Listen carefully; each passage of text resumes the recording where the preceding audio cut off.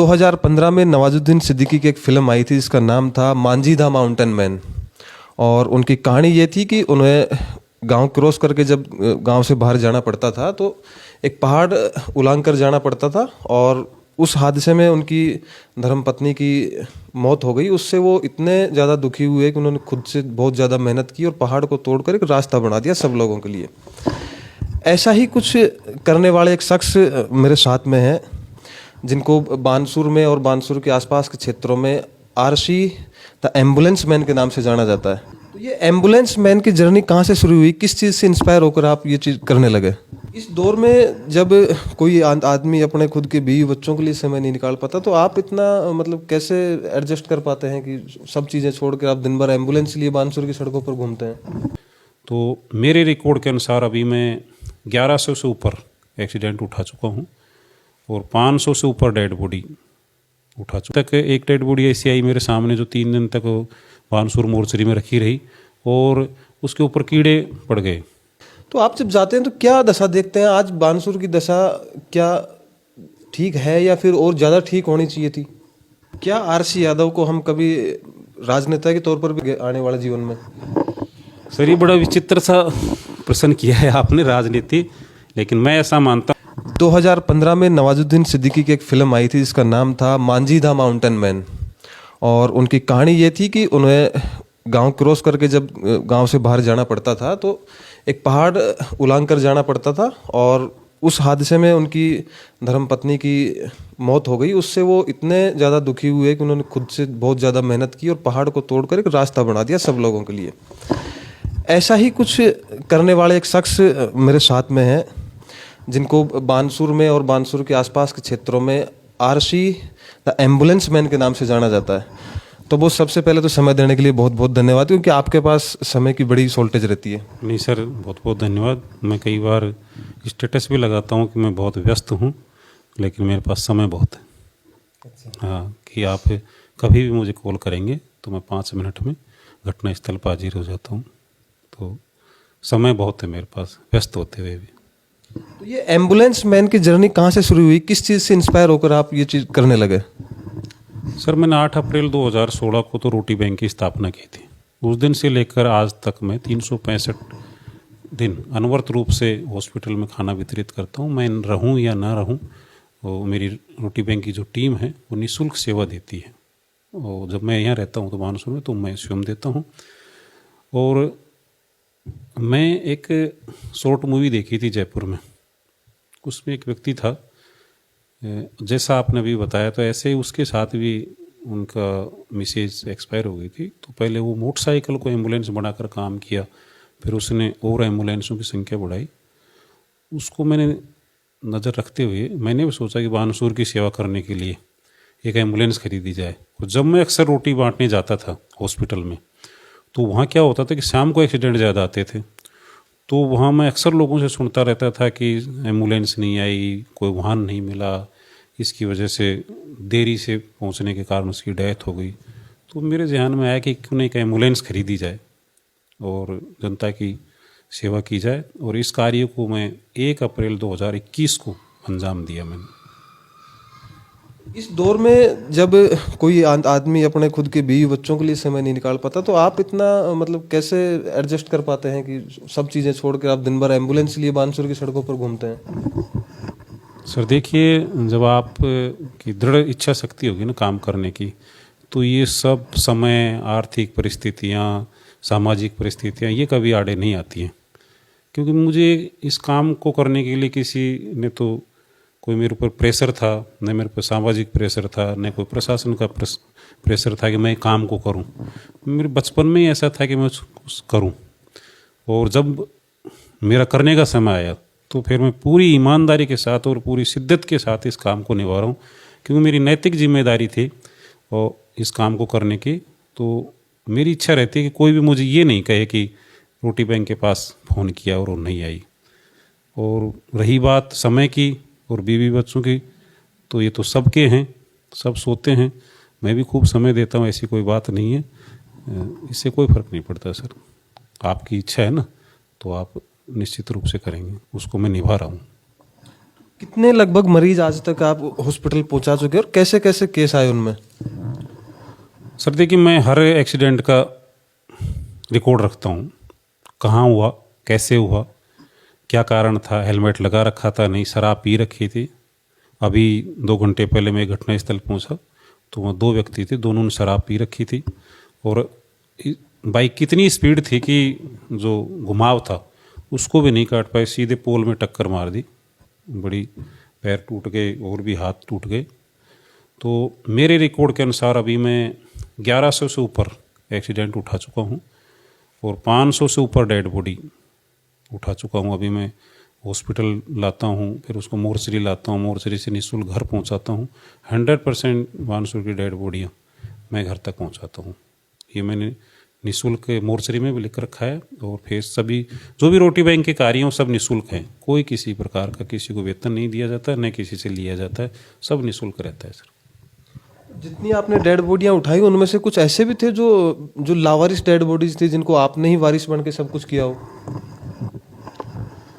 नहीं, ऐसी तो नहीं आई, लेकिन बहुत सारी ऐसी जो 2-2 3-3 तक बानसूर मोर्चरी में रखी रहती थी और उनको देखकर मैं 3 दिन तक, एक डेड बॉडी ऐसी आई मेरे सामने जो 3 दिन तक बानसूर मोर्चरी में रखी रही और उसके ऊपर कीड़े पड़ गए। तो उस दिन से मैंने सोचा कि बानसूर में एक डीप फ्रीज की आवश्यकता है। मैंने बहुत प्रशासन से भी और राजनीतिक लोगों से भी मिला, मैं दिल्ली भी जाकर एक मंत्री से मिला, लेकिन मेरी बात पे ध्यान नहीं दिया उन्होंने। मैंने बहुत पोलाइटली, विनम्रता के साथ कहा कि सर एक सार्वजनिक समस्या है और एक बहुत ज़्यादा पैसे में नहीं आती, 1-1.25 लाख रुपए में डीप फ्रीज आ जाता है सामान्य सा, लेकिन किसी ने कोई ध्यान नहीं दिया। फिर मैंने ही एक डीप फ्रीज खरीदा और वो एक एम्बुलेंस ली मैंने और उसमें आज भी रखा है। वो चलता फिरता डीप फ्रीज है। वो कहीं भी, भगवान ना करे किसी का ऐसी घटना हो, लेकिन फिर भी कभी कभी देर रात को कोई डेथ हो जाती है या किसी के परिवारजन बाहर रहते हैं तो देरी से आते हैं, तो गर्मी के मौसम में डेड बॉडी को सुरक्षित रखने के लिए मेरे पास एक डीप फ्रीज रखा हुआ है जो चलता फिरता है, जिसको कोई भी निःशुल्क उसकी सेवा ले सकता है। इन सब में जैसे ये केस आते हैं तो बड़े विचित्र तरीके के केस आते हो, उनमें सबसे ऐसी कौन सी मार्मिक केस क्या है जहां आपको भी देखकर थोड़ा सा दिल विचलित हो गया हो? नहीं, शुरू में तो ऐसा लगता था कि यार खून आ रहे हैं, ऐसा हो रहा है, वैसा हो रहा है, लेकिन मैं मानसिक रूप से तैयार था इन सब घटनाओं के लिए। और आज मुझे ऐसा कोई फील नहीं होता कि अभी 15-20 दिन पहले ही कोटपुतली रोड पर थाना के पास एक मेरे जीवन की 4 साल की सबसे बड़ा एक्सीडेंट था वो, कि उसके 20 फुट की दूरी में उसके जो सड़कें थे ना वो टुकड़े टुकड़े होकर बिखर गए। किसी व्यक्ति ने फ़ोन किया कि भाई यहाँ एक एक्सीडेंट हो गया, बहुत भीषण दुर्घटना हुई। मैं वहाँ पहुँचा, पहुँचने के बाद उस व्यक्ति से फ़ोन किया, वो थोड़ी दूर पड़ा हुआ था, तो मैंने कहा भाई कहाँ है? बोले सब इतनी थे कि मैं रुक नहीं पाया, मैं देख ही नहीं पाया। फिर एक जो दूसरा कॉल आया मेरे पास, उससे मैंने पूछा कि भाई कहाँ पड़ी हुई है, तो उन्होंने सब मैं तो जा ही नहीं, उसके पास जा ही नहीं सकता, इतना भयंकर है। तो मैंने हो कहाँ? तो वो कम से कम 500 मीटर फिर मेरे पहुंचने के बाद फिर वो वहाँ आया। तो बहुत सारी ऐसी विचलित कहानियाँ हैं मेरे पास जिनके टुकड़े टुकड़े, मतलब उनको इकट्ठा करते हैं हम लोग और एक चादर में वो इकट्ठा करके फिर उसको एम्बुलेंस में रखता हूँ मैं। ये बहुत सारी घटनाएं सर इस प्रकार की, लेकिन विचलित होने की कोई ऐसी बात नहीं है सर। विचलित नहीं होता कभी मैं किसी भी घटना को देखकर, क्योंकि विचलित होऊंगा तो फिर इस काम को अंजाम ही नहीं दे पाऊंगा मैं। सबसे बड़ी बात तो ये है। अभी आप दिल्ली गए थे, उस आपको किसी अवार्ड से सम्मानित किया गया था सरकार के द्वारा, तो वो कौन सा था और किस लिए, वो किन लोगों को अवार्ड दिया जाता है वो? सर वो मानद उपाधि होती है। सामाजिक क्षेत्र में बहुत सारे क्षेत्र होते हैं, उनमें मानद उपाधि दी जाती है डॉक्टरेट की। तो मेरी एक फाइल गई थी यहाँ से तैयार होकर 80 पेज की, उस पर वहाँ जूरी बैठी थी और वहाँ जूरी बैठ कर उसको सलेक्शन किया। उसकी एक यहाँ स्थानीय लोगों से पूछा गया कि भाई ये व्यक्ति कैसा काम करता है, तो उसमें मैं खरा उतरा लोग उनकी उम्मीद, और मुझे वहाँ पर प्रधानमंत्री संग्रहालय कार्यालय में मुझे इससे मानद डॉक्टरेट की उपाधि से सम्मानित हुआ मैं। और जब मैं बानसूर लौटा तो बानसूर की जनता ने मुझे इतना प्यार दिया कि जो मैं मेरी नैतिक जिम्मेदारी समझकर मैं लोगों की सेवा करता था ना, उसका और मेरे ऊपर भार बढ़ गया और मैं इस काम को करने के लिए इतना एनर्जेटिक हो गया कि मैं इसको और गति प्रदान कर रहा हूँ। ये सब लोगों की आशीर्वाद से और इनसे संभव हो पा रहा है सर। क्या आरसी यादव को हम कभी राजनेता के तौर पर भी देख पाने आगे आने वाले जीवन में? सर ये बड़ा विचित्र सा प्रश्न किया है आपने, राजनीति। लेकिन मैं ऐसा मानता हूं कि लोकतंत्र का हम सब हिस्सा हैं, और लोकतंत्र में कुछ लोगों ने विश्वास इसलिए उठ गया लोगों का राजनीति से कि वो अपने निजी स्वार्थ के लिए इस पर प्रवेश कर जाते हैं। पहले तो जनता से लंबे लंबे वादे करते हैं, समाज सेवा पोस्टर पर लिखते हैं, समाज सेवी हूँ, ऐसा हूँ लिखते हैं, और जब जनता उनको मौका दे देती है ना, तो जनता की उम्मीदों पर खरे नहीं उतरते हैं। जो भी काम होते हैं, सड़क बनती है, रोड बनता है, सबको मालूम है कि हम जीएसटी देते हैं, टैक्स देते हैं, हमारा ही पैसा होता है, हमारे पैसे से ये काम होता है। लेकिन कुछ ऐसे काम हो जाते हैं कि जनता का आपको दिल जीतना पड़ता है, और वो दिल नहीं जीत पाते। इसका उदाहरण ये है कि जब मैंने रोटी बैंक चलाया तो उस समय लोग कहते थे कि भाई बंद हो जाएगा रोटी बैंक, नहीं चलेगा, ये तो ऐसे फंडे रच रहा है, कुछ कर रहा है। और जब धीरे धीरे मैं पूरी ईमानदारी के साथ इस काम को किया मैंने, तो लोगों का मैंने दिल जीता। आज जब कि कोई घटना घटित होती है तो लोग कहते हैं भाई 108 पे एम्बुलेंस पर भी करो और रोटी बैंक पर भी करो। तो माना कि प्रशासन के पास संसाधनों की कमी होती है, इसलिए थोड़ा सा उनका प्रोटोकॉल भी होता है, फ़ोन जाता है जयपुर, समय लग जाता है। लेकिन मैं पहले पहुंचने की कोशिश करता हूँ, पर पहुंच ही जाता हूँ लगभग 95% से मैं डायरेक्ट पहुंचता हूँ। अब लोगों की उम्मीदें जगने लग गई, तो लोगों का दिल जीता मैंने। लोगों का दिल जीता तो रोटी बैंक में अपना मानसिक रूप से, आर्थिक रूप से, जैसे भी मुझे सहयोग भी मिलने लगा, बहुत प्यार मिलने लगा रोटी बैंक से। तो विश्वास जीतने की बात है। तो राजनीति में आना और ये कोई बुरी बात नहीं है, उससे आप और प्रगति दे सकते हो काम को। आपके पास इनकम के सोर्स बढ़ जाएंगे, आपके पास शक्तियाँ बढ़ जाएंगी, आप ही का जो टैक्स का पैसा वो जनता के बीच में पूर्ण ईमानदारी के साथ लगाओगे, तो राजनीति आना कोई बुरी बात नहीं है। और मैं इसको, अभी तो कोई ऐसा मानस नहीं है मेरा कि मैं राजनीति में हूँ, लेकिन समय की परिस्थितियाँ किसी को कुछ मालूम नहीं है। क्योंकि एक आदमी बड़ा होकर 25 साल में बड़ा होता है और उसको ख़त्म होने में 25 सेकंड लगते हैं, तो समय की परिस्थितियाँ हैं, आगे क्या रहेगा क्या नहीं होगा।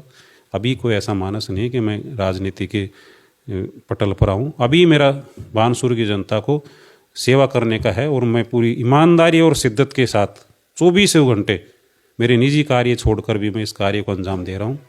ये मेरा लक्ष्य है। अभी आप पिछले कई सालों से बानसूर विधानसभा क्षेत्र के हर गांव और हर ढाणियों में आप पहुंच रहे हैं, अनेक अनेक तरीकों के लोगों की मदद करने के लिए। तो आप जब जाते हैं तो क्या दशा देखते हैं? आज बानसूर की दशा क्या ठीक है या फिर और ज़्यादा ठीक होनी चाहिए थी? देखो, एक्सीडेंट के बारे में बताऊं तो एक्सीडेंट में क्या होता है कि हमारी और हमारे समाज के गणमान्य लोगों की ही थोड़ी सी इसमें गलती मानता हूं।